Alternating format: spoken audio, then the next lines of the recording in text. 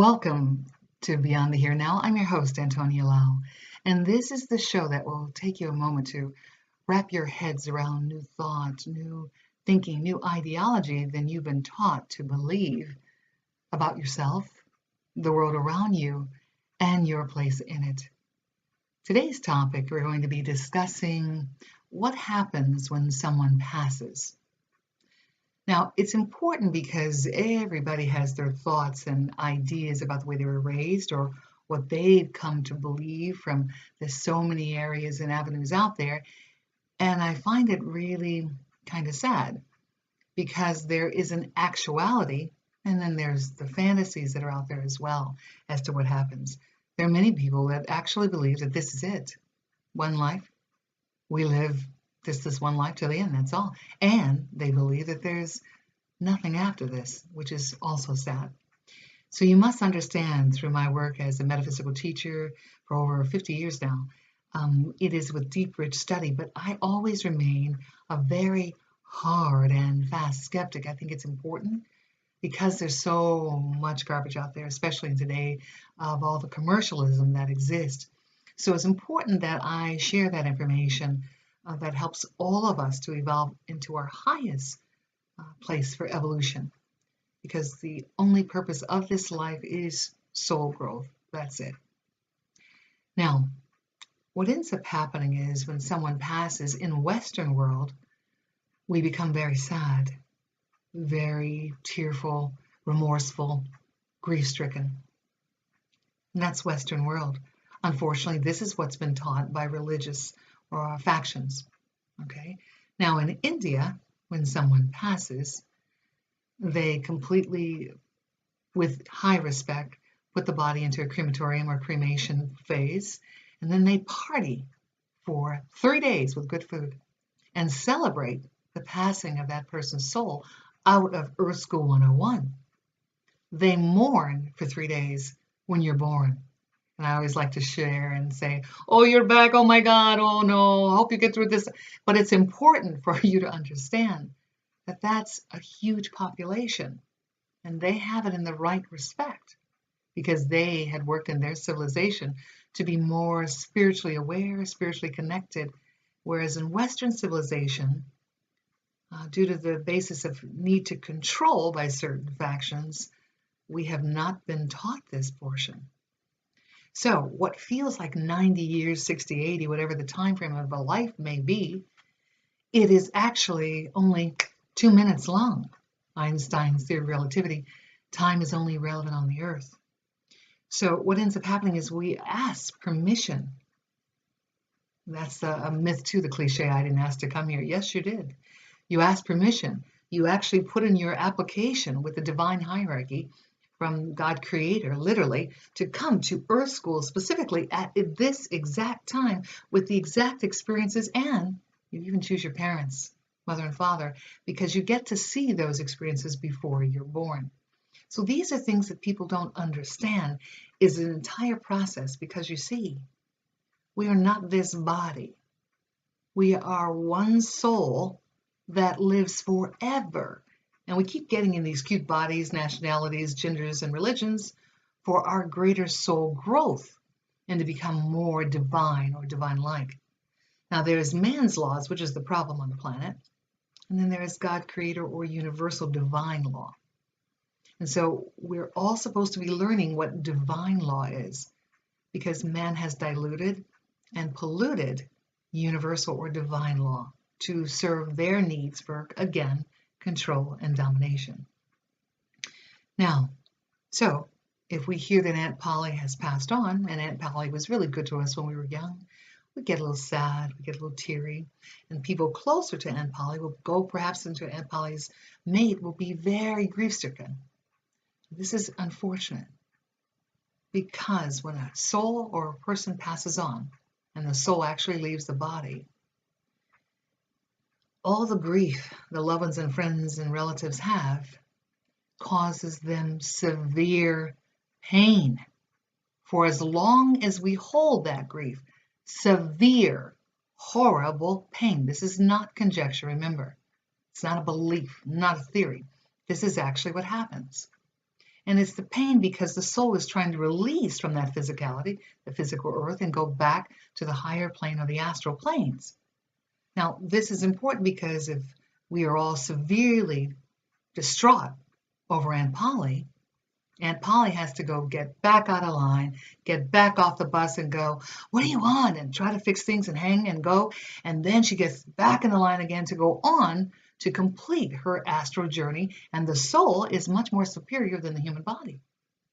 So without being taught this, we, without realizing it, cause distortion, we cause misdirection for our loved ones and friends and family that pass forward because we didn't learn this. Now, when you graduate from high school or to have your 16th birthday, or we have a party, don't we? Don't we celebrate for them, especially when they graduate? Big old party with great food. Well, this is Earth School 101. And that soul that just passed, our beloved one, just graduated from Earth School 101, whatever grade they were in. There are a lot of grades here, unfortunately. It's a tough school, or can be many times. But we tend to make it tough because we don't have these brilliant understandings. So if a woman mourns her husband for 15 years, guess who's being held with intense pain for a long time? That poor soul that's trying to complete the self. Now, what ends up happening as well is we actually have three parts. There's what is called a paraspirit, the spirit and the body. All three essences have to travel forward to the astral plane. If one is left because it's confused, trapped by everybody else's thoughts or feelings, it can't go and it can't complete its evolutionary journey. And guess what? You see, it makes no difference if you make it through this lifetime. We all promise to make it. We all promise to inspire everybody else to. So what happens is that so in their confusion, because they've forgotten the path or how to go, or with our, how can I say it, grief, what ends up happening is, and our distortions about what happens after death, that soul remains confused and separates from those other two parts. Now they're waiting for, perhaps eternity, for that third part to connect before they can finish their completion of this soul's journey. Or this life, from completing this life to go on to what lies in between, and until they can go to other realms or other sojourns in other lives.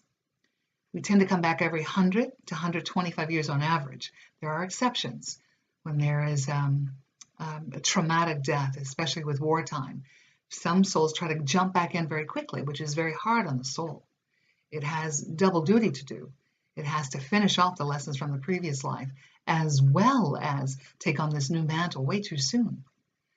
And it's very tough. This earth life can be very stressful, physically, spiritually, mentally, emotionally. There's no respite. There's no rest time in between for that soul. Now, this is important as we go through this journey to understand those phases. We are born, which is doorway in. We are born exactly at the moment in time our souls have planned, with permission from the divine universe, to come in exactly at that location and place. There are no mistakes on the planet, no accidents, none. The divine universe has the greatest computer going in the entire world. Now, before we're born, we promise the exact time, the exact way, and the exact moment we're returning home to God Creator. No mistake. A couple of exceptions. Okay, so in anybody's birth chart with advanced or astrology and esoteric astrology, spiritual astrology, you can see this, that the exact time the person chose to go is there. The exact minute is actually there. But a master astrologer is taught not to tell the person because they'll abuse that period. Well, if I know I have to this date, I'll just do this, and then the last minute. Human life, it will tend to abuse that privilege. So you're not to tell the person. But you can see the way the person chose to go, whether it was through, and we get very creative. We can't go home, as I always say, the way we got here. So we get very creative with how we pass or how we leave, the soul leaves the body. Some have, in their sleep, natural causes. Others have an accident. Others have a long illness. Some a short illness. So it's the way, some murder, some accident, intense accidents. So do you understand? We get creative because there's something we're to learn, even by the way we've chosen to pass, to release the soul from the body. Now remember, once we're born, though, divine law states, once we choose to come back to Earth School 101, we only retain 1% of that memory because this is school. And if you had the book and the test, why would you have to be here? This is Earth School 101, I like to call it. Okay? So we have a hard time completing all the studies we do in one life. So we were granted by divine God Creator to come to be born again. That's what born again really means. It was never intended to be one of man's 35,000 religions that man invented. That's the problem. God did not. It actually meant I love you so much, you will be born again to clear up. So that soul chooses, as I said, usually every 100 to 125 years. We're supposed to be able to return home just as easily, to follow that divine loving right now, light, to return home. Now, the eerie thing is now I see a lot of the darkly inclined information trying to come in as everybody's awakening. Oh, you don't have to follow the light. Don't follow the light. You could just come back down. Well, that's kind of like what the elite do. They jump right back in that family and continue those distortions and domination and control, which is a problem. There is some heavy karma for that. There are no skip steps. Anything you do to someone will actually be done to you. You'll choose the opportunity after you've learned that that was your mistake. When you're ready to complete it, you will endure that same thing that you have done for others or to others. No skip steps, no mistakes on the planet. A beautiful symphony. So we'll learn to treat others as well as we would like to be treated. So it is an extremely important process in this lifetime to understand that. So what if somebody commits suicide? Interesting. I've had clients through my career over 40 years of doing psychic readings and consultations for clients. I've had several who have had their partners or mates or very someone close choose to commit suicide. And I watch to investigate. I'm a heavy-duty researcher. I always do. And I found it's not for those Western ideologies. Oh, that person was lonely. Oh, that person was sad. What I actually found underneath is that person was so angry at one particular person that they're trying to get back at out of revenge to make that person that is alive, when they hear the news that that person has committed suicide, feel sad or guilty. Do you understand? That's manipulation.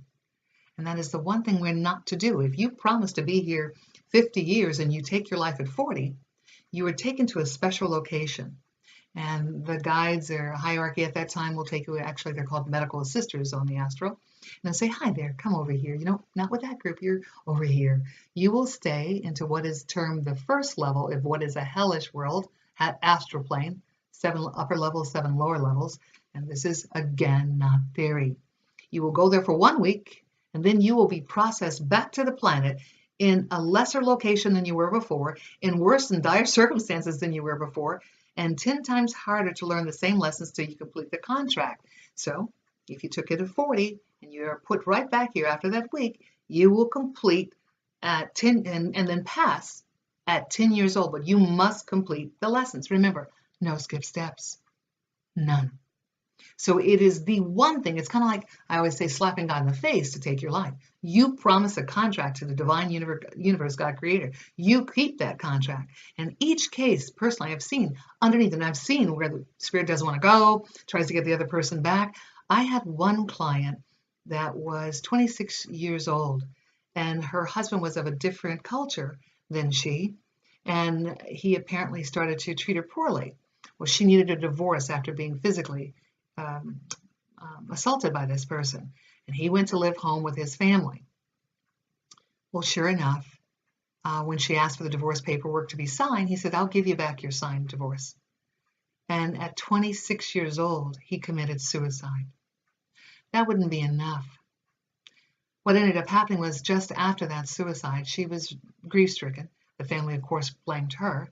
She went for the funeral. They had to have it very rapidly in their religious beliefs. What ended up happening, she would wake up, her cat would scream or holler and look at something, and she would be feeling hands strangling her around the neck as tight as she could. She would wake up gasping and screaming, go to the mirror and see handprints on her neck.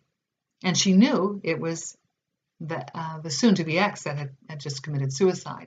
This went on several times over a period of 3 months. And then she gave me a call and asked if I could do something. I said, number one, When someone passes on, you move all their belongings, either give it away to other family members, give it away to Goodwill, or throw it away. Do not keep anything that they have or they had in this life. If they had a certain chair, a certain area where they kept their bed or where they stayed, move it out of the way, because it causes them to, with those energies and attachments still, to want to pull back here and not follow their journey forward that they're supposed to complete. And I did the work to clear it, and it worked. And I said, you need to move out of that apartment. Do you understand? It was a huge complex. So she found that there was another apartment on the other side of the building in another wing, and she happily moved upstairs to that one. And then lo and behold, just a few weeks into it, she called me again with this same strangling feeling, couldn't breathe, had to wake up out of her sleep, screaming out of that need, and then again seeing the prince on her hand and hearing his voice, cat with the back arched. So what ended up happening at that time was I said, you got rid of all his things? She said, yes. I said, what about the bed that you two slept in that you had chosen? She says, I kept it. I said, get rid of it now. Call Salvation Army, have them pick it up, and go get one on sale somewhere now. That bed still holds that energy of this soul. And then I told her exactly what to do to cleanse and clear the area, to repeat some of the things we'd done before. And after she did that, no problem. And to wish that soul, literally a blessing, to wish that soul to move on as they continue their journey through life, of their soul's journey, to repeat and complete their contract, to wish them the best always, no matter what issues happen. Always wish someone else the best. This is Beyond the Here and Now. I'm your host, Antonia Lau. Today's topic, we're talking about death and spirits, what happens when we pass. And we'll be back in just a moment. And we're back. This is Beyond the Here Now. I'm your host, Antonia Lau. And you can find more information about me and my work at my new website, AntoniaLau.org. That's ANTONIA, Lau, LAU.org. All together lowercase. And today's topic, we're talking about what happens after we die or pass, or someone dies or passes. And I'm very happy to have my in-studio guest, Stephen Brumble, and he is a medium. Now, I am a professional master psychic, and he is a medium psychic.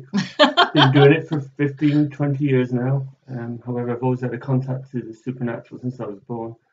I only came out of my closet about 20 years ago, thanks to meditation. And now meeting people like Antonio. Antonia, that's okay. It's a boy. But what ends up happening is he has a different focus. Now, I just want to share with the audience the difference between spirit guides and spirits, okay? So we can clarify, and I want you to share the information. People are confused again in Western world, especially because we're not taught in society this way. A spirit guide is not grandma, grandpa, loving a friend or relative passed over. They cannot be, because they were just here. They just know just like a skosh more than we do. Your guide, you would have picked between you and the divine universe when you were granted permission to come back to Earth School 101 here. You cannot get here. No one can get here unless they choose a spiritual guide. Nope, this is not your higher self. Your guide is a highly evolved soul that has put themselves in divine service for our benefit. They have completed Earth School 101 after several lives, and the last life they excelled. And so instead of going on in their spiritual evolutionary journey, they say, I'd like to help the rest of my brothers and sisters on the planet to evolve as well. So please, I'll put myself with all those that are just like them, high souls that really excelled in the last life here. And then the soul that once we are granted permission to come back, we get to choose from that whole bevy of them. But we usually choose one that is aligned toward our life agenda, and they excel at it, so they know how to help us. Your guide or spirit guide is always around our guardian angel, is always on the right side of the body, 24/7. The thing is, they don't judge. Only stupid humans judge.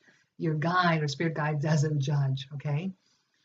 Your loved ones and friends always will visit on the left side, and you can see in those shows, John Edwards, James Brad Prague, that is the energetic dynamic level of the body that they go, and they can visit at least after 2 years of passing. It takes that while for some souls that don't have a spiritual background to even understand that they're past. Spiritual people, 5 months, and they can come visit if they feel like it. But there's a lot to do, people to see, places to go, things they got to do. So we need to leave them alone, be happy that they graduated, but leave them alone. So that's the difference.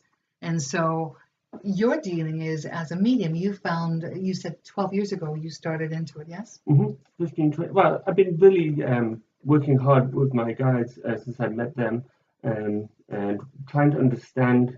They've been my principal teacher, and my experiences have been baptism by fire, to be honest with you. And I would love to have talked to John Edward or James Van Yes. Park when I came out, but then I realized they wouldn't be available. The open psychic sign on the window, I had a bad feeling about that. Good. And so yeah, I was basically left to my own devices, and I was really good when I went to meditation and met my master guide John, and things have really started opening up since. And that is what you're saying, Stephen. People don't realize that guide, the spirit guide or the guide or guardian angel that we are taught to call it, knows everything. We just think we do with our 2% of the brain that we keep using. That's our problem. That's why the loved ones just say, hi, how are you? Or they say whatever their distress is, or let us know, but they can't really, they can ask if they're on the astral plane to help us down here, get extra help, but they don't know your life path and your agenda like your guide. Now, after you pass, each one of us passes, we can sit and talk just like we are right now to your guide, guardian angel. And you can say, it was so silly that time. I didn't listen to you. I got in so much trouble. I was laughing joke then. But, I would think it'd be better to do it now.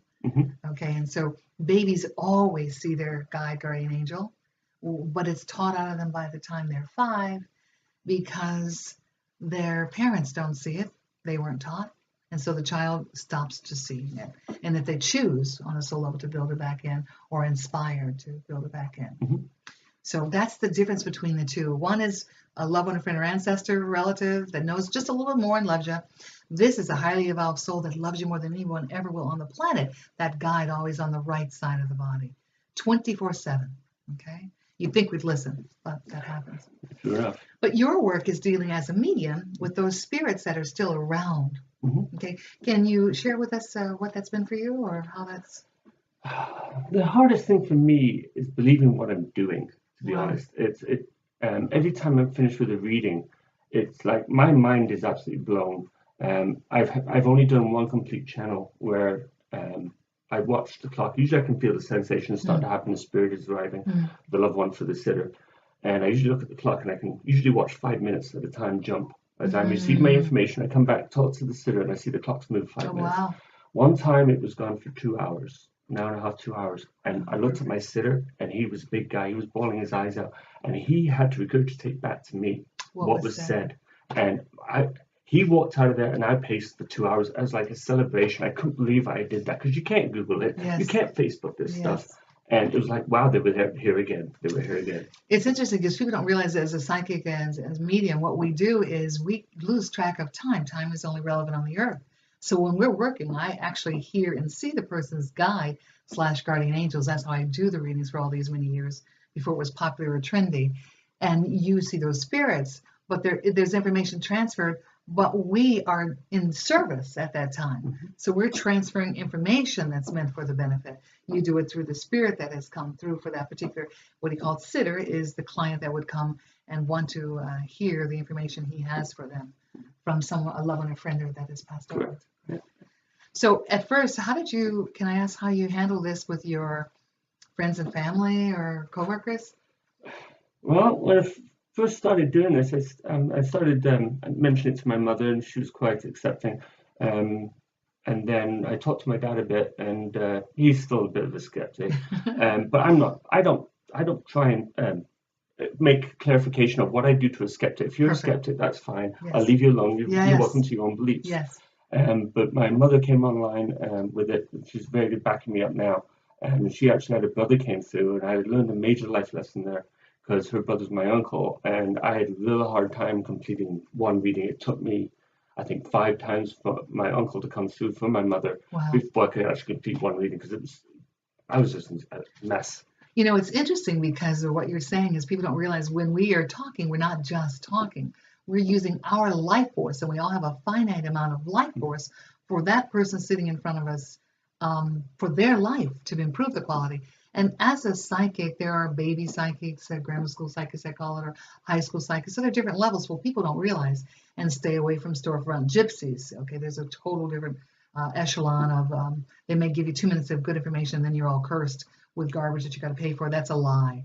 But what ends up happening is, when that person comes, we have a spiritual, divine duty for our soul to give it in the highest way, for that person to receive information that will improve the quality of their understanding, awareness, soul growth, and their life.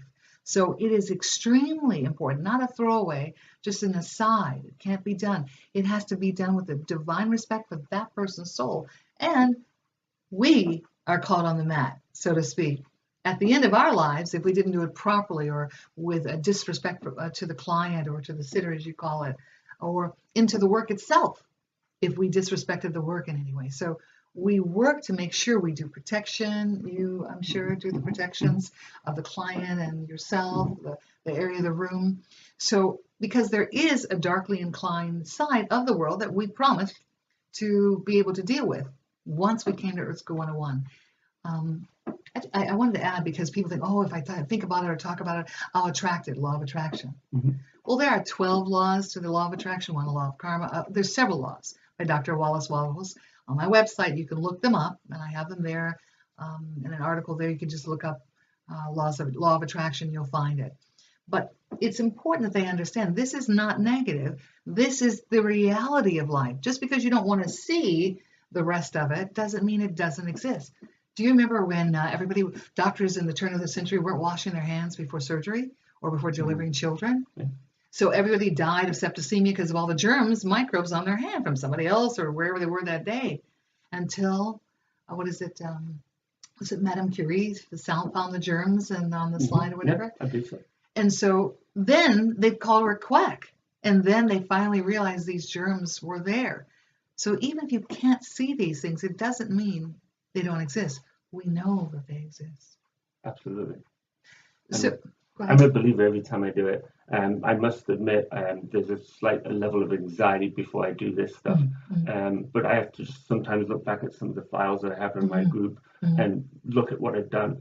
Because I mostly forget. When I do a reading, the information is not for me. Yes. It flows through for me. And I usually give my sitters 24 hours to want any validations done. Nice. And if it's any later, they have to start from the scratch. And I might get a few more pings, but it's not for me. I'm living my physical life. Thank you. Yeah. I detach as well.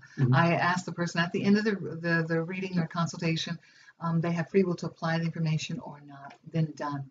I do notice for me, if the person comes again, and they do, when they get another reading, the guide, guardian angel, for me, they'll pick up where they left off for that person, or they'll remember what I've done in my career, over 50,000 readings. I stopped counting in 2003, but I had to figure out how much I'd done. I'm not a little workhorse there, but and that was a low estimate when I did that. And it takes as much energy as possible when we're doing it. So we have to really build. In other words, I hope that the client or your sitters will understand what that's and respect us for that as well. Yeah, absolutely. Can you tell us, give us an example of one of your cases without naming a person? The one that started me off, which is one of the first and foremost, was my neighbors got a house break-in, and I had read the mother of the family. I think her father came through. And a few days later, they had a break-in, and her son came into my house, and you mentioned all this. He had called the cops. Long story short, they ended up staying at my place while the cops were going to get pizza. And the eldest son looked at me and goes, "So I hear you're a medium, you can bring to anybody you want." I said, "For me, it doesn't work that way." I said, "Sometimes you'll get somebody else." And all of a sudden, I got this girl coming through. And I couldn't say her name to save my life. It had an L name. He goes, "Yes, her name is whatever her name was." And I couldn't get it right to save my life. And every time I said her name, she'd be laughing at me because I couldn't get it right. And he would keep correcting me. But some of the information, like we took a break because I went to the kitchen with him because he wanted a drink of water. And I kept doing this. And I spotted some things I do or say, and I don't believe it for a second when I'm doing it, but I catch myself, I'm doing this. I look at him and I said, "Why is this with this girl, the L girl?" I mean, I really want to dig my fingers in. Right. And he goes, oh, she had a mohawk. Mm. And I said, you kidding me? Mm. The hardest thing is when I do what I do is keep the ego out, because you want to paint the whole picture. And then the other part of the ego will say, that's not possible. Mm-hmm. I may have had mohawk, I don't remember now, but all I had to do is show him, and he did the painting for me. Right. It's interesting because exactly, we're not, those of us that are doing it in the professional way that is intended by the divine universe. I can't edit the readings. I have to say it as I'm given. I can't change it. I can't hide from them what I'm getting. I have to tell them exactly what I'm getting. And it's the same thing. So they have, again, free will to apply it or not. But for you, like I said, with that spirit coming through, how long do you know how long that person had been passed? Or it was only about a year. She did explain how she passed, and it was all bang on.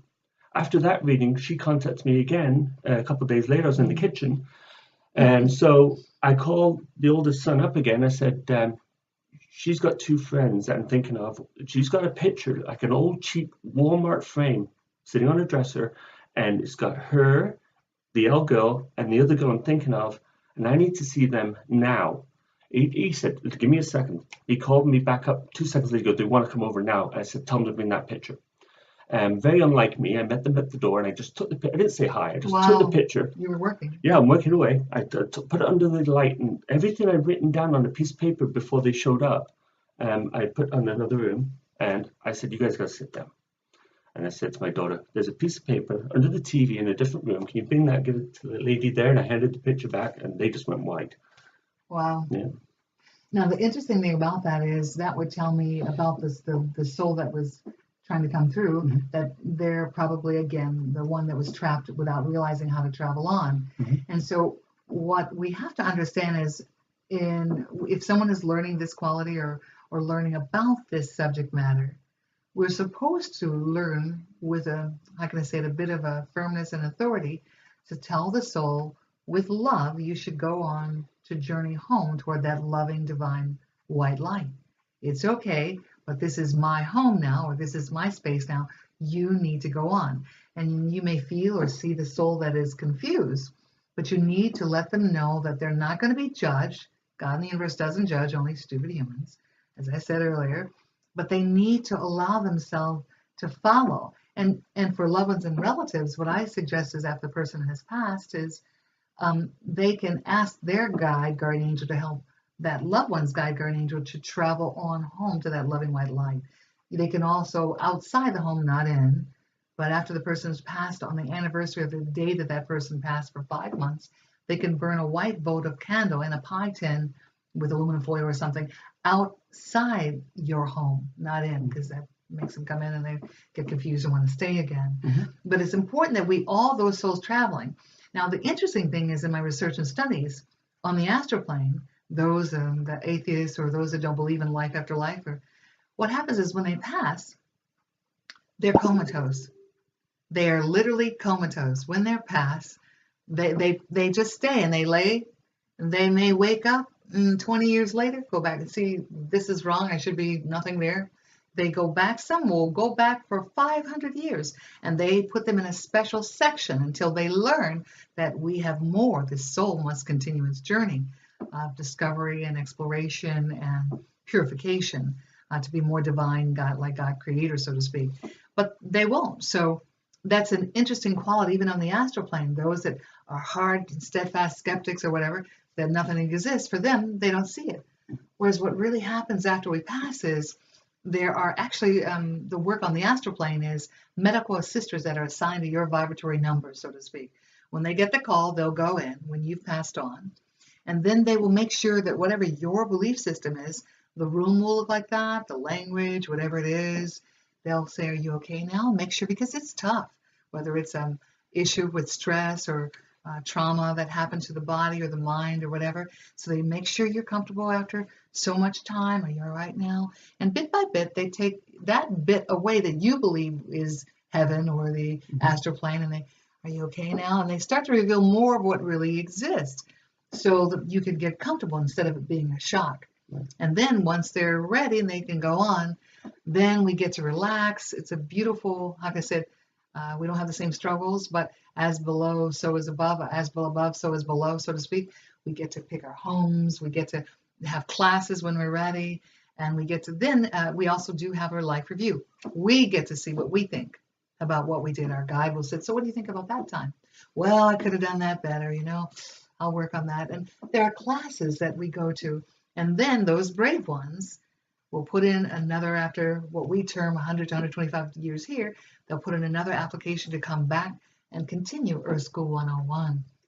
So it's a beautiful process that we all have. So for those loved ones and friends that are experiencing, I would say, spirits in the household, perhaps it's time to say, this is our home now. You go forward, but help facilitate them to move forward along their journey. Some of them are embittered or whatever happened here, but you are in power. They can't harm, so to speak. Now, the malevolent ones is what I'm saying, that word together. You need to call in a professional, okay? I have done house clearings or whatever, and malevolency does exist. There are portals where they continue to come, more darkly inclined, that kind of thing, and that takes a professional. People don't realize the Jesuits were the experts on handling those kind of things. That portion of the Catholic Church, the Jesuits, their job is to do this thing. They know it exists to this very day. And so we're not saying have fear. Be smart about it. Be calm. You can seek a professional if you know it's something that you want to connect in your own home, but also to facilitate something malevolent, that is what we don't touch. We don't advise anybody to touch that. There are ways to protect. They don't like the smell of incense burning, Nak Champa being the best or highest. They don't like the color red. Ambient music or classical music, that vibratory rate is too high. They don't like it. And so they do like smells, dirty, dark, dank, in places where human energy doesn't go. They'll tend to stay. And clutter. And yes. Yeah. And so clutter big time. That's another thing. So you must watch. Oh my goodness. You must watch that tendency where it's dirty, dank, and messy. They'll start to come. And that's because they're low vibratory rate.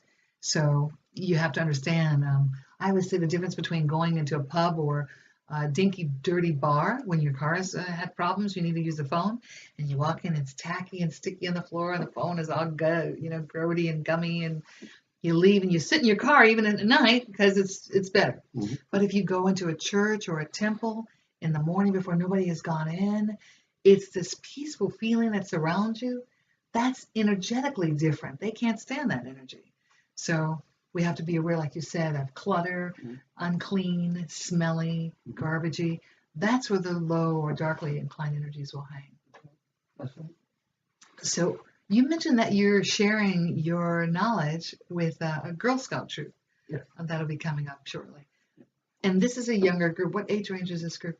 I'm told they're 14 to 16. They've as far as I know, they've never had a medium show up before, and there'll be discussion beforehand, the Q&A. I'll give them a bit of my path of how I got to where I'm at, do Q&A, and then after that, I'm teaching them how to meditate. Very nice. Excellent. We're going to take a pause for a moment, and we'll be back in just a second. And we're back. I thank you for that. Remember, you can reach me, Antonia Lau, through my new website at info@antonialau.org. That's ANTONIALAU.org for more information about my work and what I do.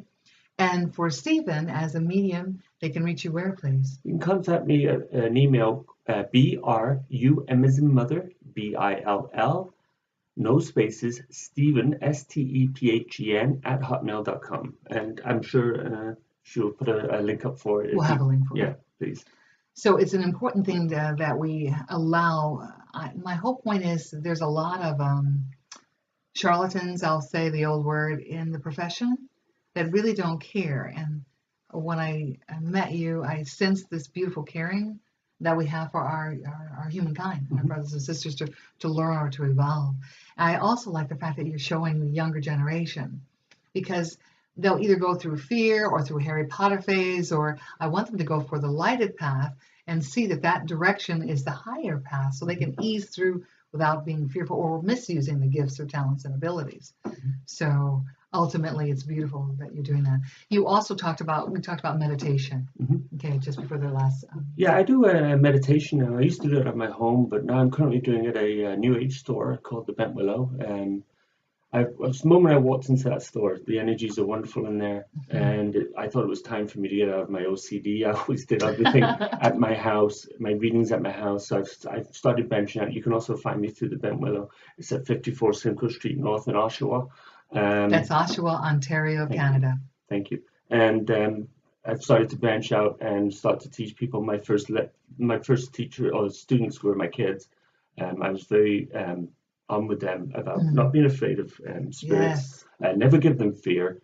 You can be angry with them or just ignore them or just tell them to go away or call me and I'll come down and deal with them. But my kids are very good working with spirits. My daughter's also a mini medium. I'm encouraging her. She's done a few places with me and she is very good. I'm very proud of her because I didn't have what she's got now. So I'd like to see where she is in 40 years or so. I have been aware of psychically since I was 5, and my family wouldn't discuss this. It was academic family, and you wouldn't. So I took my little library card for every adult book off the shelf at that time on, and still continue those studies. They should never stop. But it's interesting because as a child, when I get a child, it's the most important thing. I'll tone the reading down, but they get a real reading. And in fact, I used to one of the little. I got a little gift from one of my clients. She's an actress in California, a young actress at 9, and I taught her about meditation and her guardian angel, and she gave me a little, resin with a little angel in.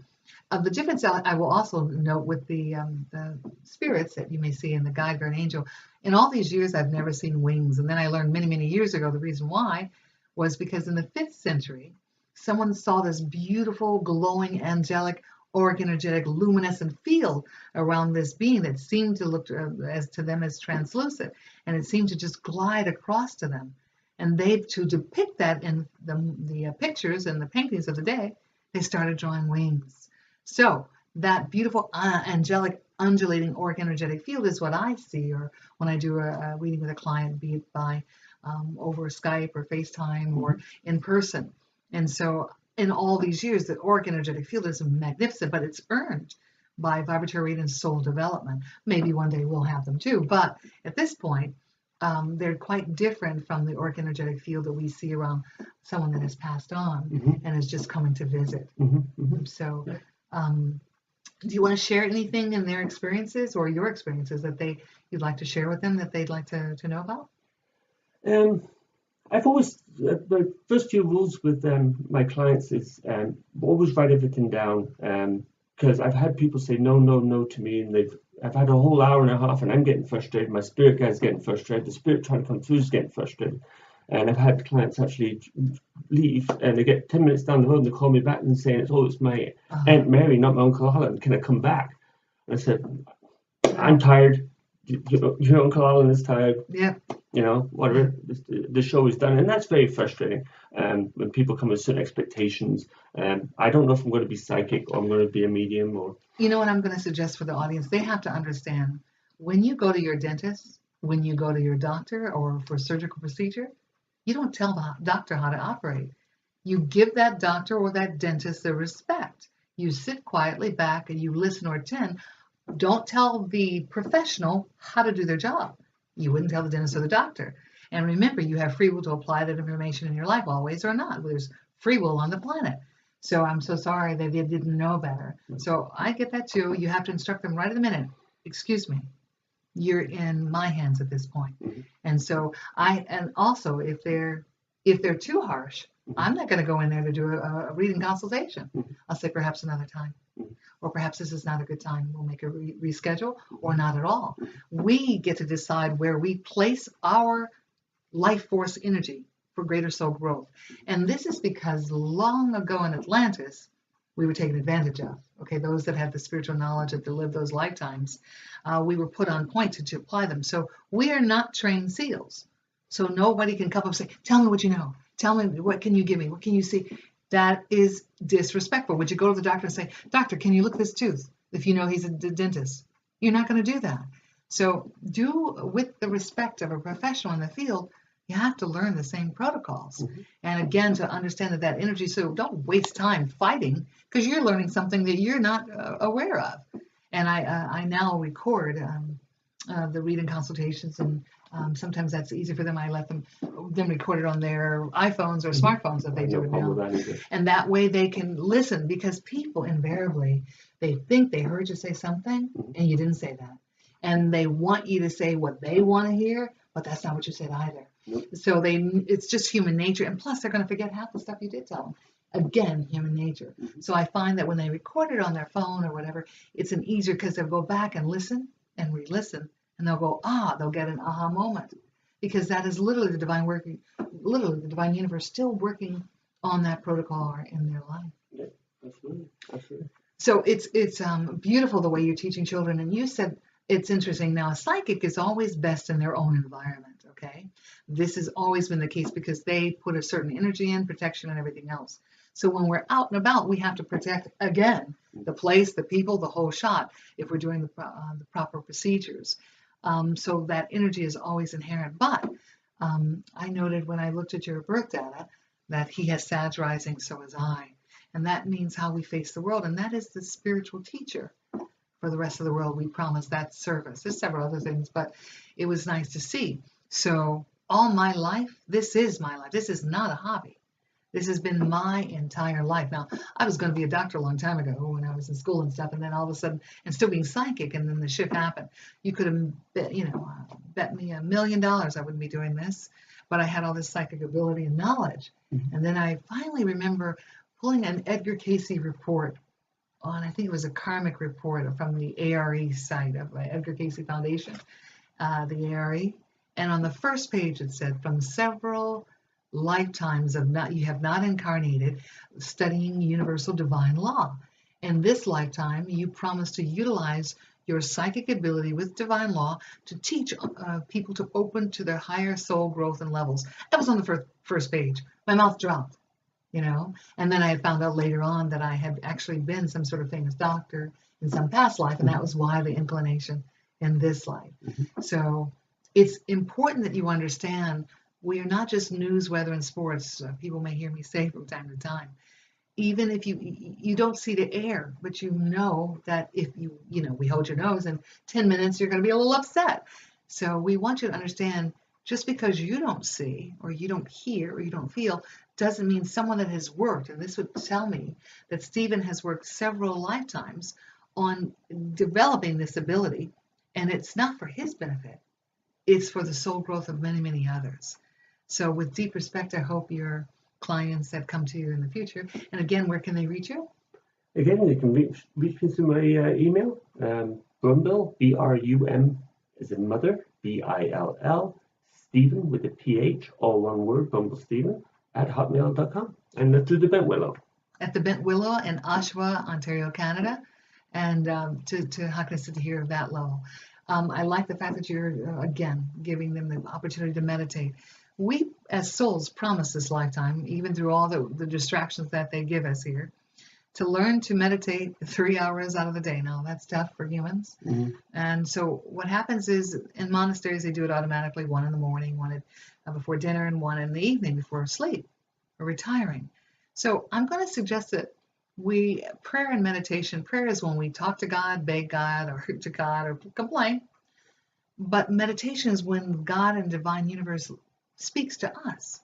So that be still and know that I am. We have to find moments, but normally as humans, we shower, get dressed, and get ready for the day without even hearing, because we think we know everything.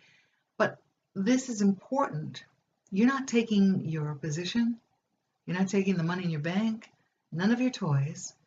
All you're going to take out of this life is your soul growth based on your experiences, and you're trying to improve what you did for soul growth in previous lives.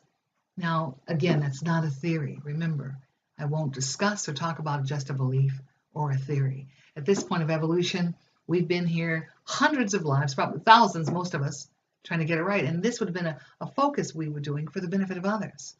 So understand, we promise to help our humankind. I always say everybody we see at the Walmart at Christmas time, we promise to help. Those are our brothers and sisters. And that's worldwide. It's not just nationally. When I see somebody like today, the topics of religion and politics, you've been every religion already. It's confirmed. Edgar Cayce's work confirms it. Literally, Edgar Cayce is the 20th century's foremost psychic and beautiful. He was a Christian mystic. So had this ability he brought in from past life. And all of his work has been recorded. It's been written down, some over 14,000 readings in his lifetime. So I'm going to suggest the ARE or my website, antonialau.org, and Stephen's work to enjoy your opening and safely to this knowledge, not to have fear. Fear is something you make up in your mind, okay? Danger is something that's real. That's quite different. And only in the calm eye of the storm, so to speak, or any danger, can you really act properly. But we want you to learn to become more intuitive, more aligned with what really exists. We have 6 senses, we're taught. But why is it that they only discuss 5 senses in our world? There's a reason why they don't want you to know. You must understand that there are reasons why they keep distracting us in so many various ways out there. So we promised the divine universe coming this lifetime, we knew those distractions were there and going to be there. We promised the divine universe, God creator, with our guide to help us to get through that maze, to get through all those obstacles and come out in the higher. I don't want you to get a D in the class. I want you to get A's, A pluses. And some people I've seen in my work with advanced or evolutionary astrology, spiritual astrology, where they didn't do anything in past life because they didn't feel like it was necessary to grow spiritually. It's a wasted life. So Jesus, Krishna, Buddha, Muhammad, Moses, they're still working on stuff. So we have a long way to go before we're anything like this. We're not expecting perfection. We're human, therefore flawed. But we're all here on planet Earth because every last one of us is screwed up in some way. So it's important that people realize there's no judgment. God in the universe, divine creator, they've already worked out a system that you're back to retrain, relearn, so to speak. But it's important that you understand everybody has their own path. And religion that man invented is always going to teach about someone else's experience with the divine God creator. Spirituality is your own personal experience, creating a divine connection with God creator on your own, not just on Saturday and Sunday or through ritual. Okay, it's important. We promise to grow toward that phase. And unfortunately, 70 or actually it's 80% of the population doesn't think outside the box. So if you think outside the box, it may be time for you to look deeper. Again, you can go to my website at antonialau.org, and it's my new website, so I just had a phase there. I also have the previous website in thesecretgarden.com. There's a lot going on there. But for both, it's time for you to open up, if you're watching this show, to your own abilities, to your own knowledge and awareness of what lies beyond what we are taught to think and to believe. Now, I want to thank you today for coming on the show and to show people the difference in what I do as a professional psychic. My gift back to you for taking your time to come on the show today. I'd like to offer you a mini reading. Okay? Thank you. Thank you for having me on the show. Thank you. And to explain to the audience how I do this, I am psychic, clairvoyant, clairaudient. In fact, all the clairs, the long list of clairs. I just use tarot, astrology, numerology, palmistry, graphology. I know all those sciences very well, but I prefer to only use them as a third point of reference only because I remain a big and hard and fast skeptic. I am the biggest in the world, I can guarantee you, because there's so much commercialized garbage out there, okay, to throw people off path, to throw people off track, to stop soul growth on the planet for humankind. If you understand, that exists. So I always use this method, but I actually hear and see the person's guide, guardian angel, then confirm. So there's at least 3 points going on in the reading with you. So I'm going to ask you for a mini read, because my real reading is 1 hour long. We can't cover that now, but for a mini read, I'm going to ask you one specific question. They're going to tell you the answer to that specific question and all about it. And Stephen, I'll help you phrase the question if you need as well. Okay. The question. Mm-hmm. I've already pretty much on a fairly good path, and that's just already talking to you as well with my spiritual growth. Mm-hmm.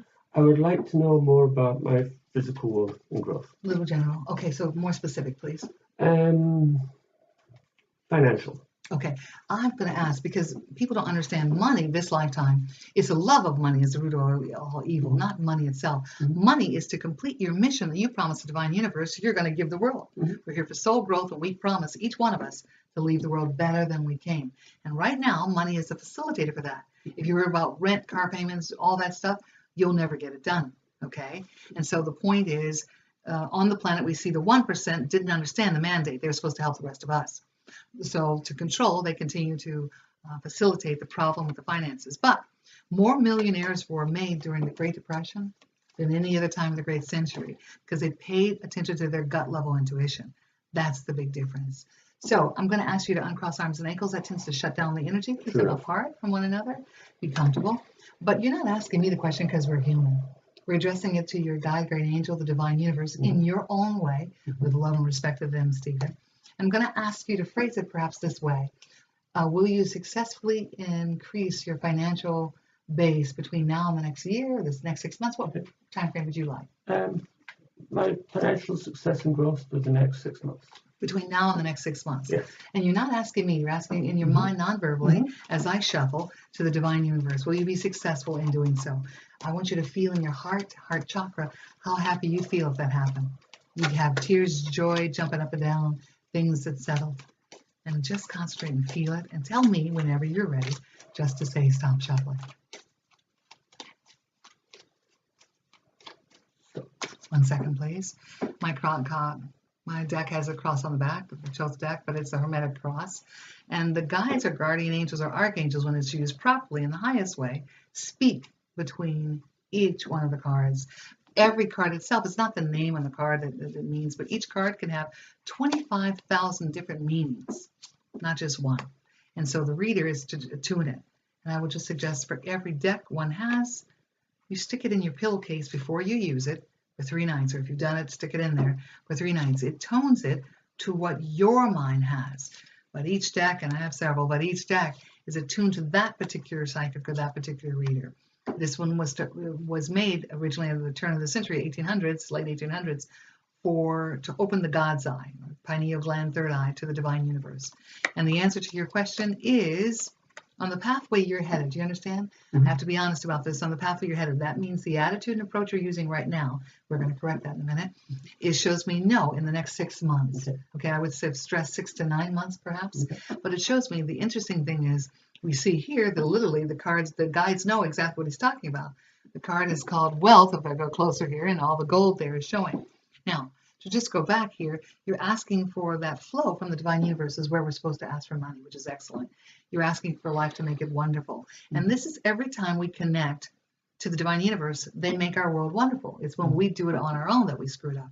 Your attitude or approach to this, remember on the pathway you're headed, the answer is more than likely no. Okay, so they're going to show me one of the reasons why it's the attitude approach. It shows me there may have been a difference of opinion about how this money is to flow with you and another female. Okay, now, and my theory on a difference of opinion, make a compromise. If there's an argument, if there's one adult in the room, there is no argument or disagreement.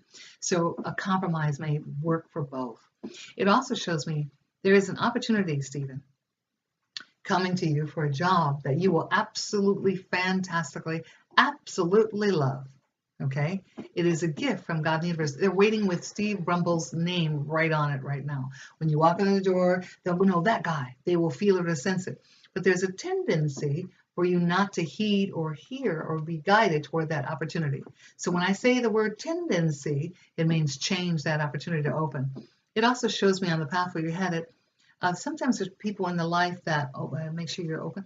Sometimes I can hear more from the guide, but to close it shuts it off, like putting the battery backwards in the phone. It won't work very well. But it shows me there is a female in the life that could be air or fire sign dominant that doesn't believe this will want this for you, this financial opportunity. And that could be Sag, Leo, Aries is fire, or air is Gemini, Libra, Aquarius. That is not in good aspect to you or his wanting a financial positive base. Now, God, the universe's influence on this particular question is showing me, Stephen, that God in the universe is going to produce one job is going to lead to the ultimate thing you've always wanted in your life, an ultimate job. This is where it'll be like a normal day, a normal day, a normal day. And then you're so skippy, happy to get this call that you'll go there. We're getting goosebumps or fresh in this call. Your guide, guardian angel wants you to know what's being said. Is very important to know, to pay attention. I'm hearing them. That's how they feel to us. But it shows on the pathway ahead and seeing, by the way, they're showing this. You're going to be so thrilled that this comes to pass.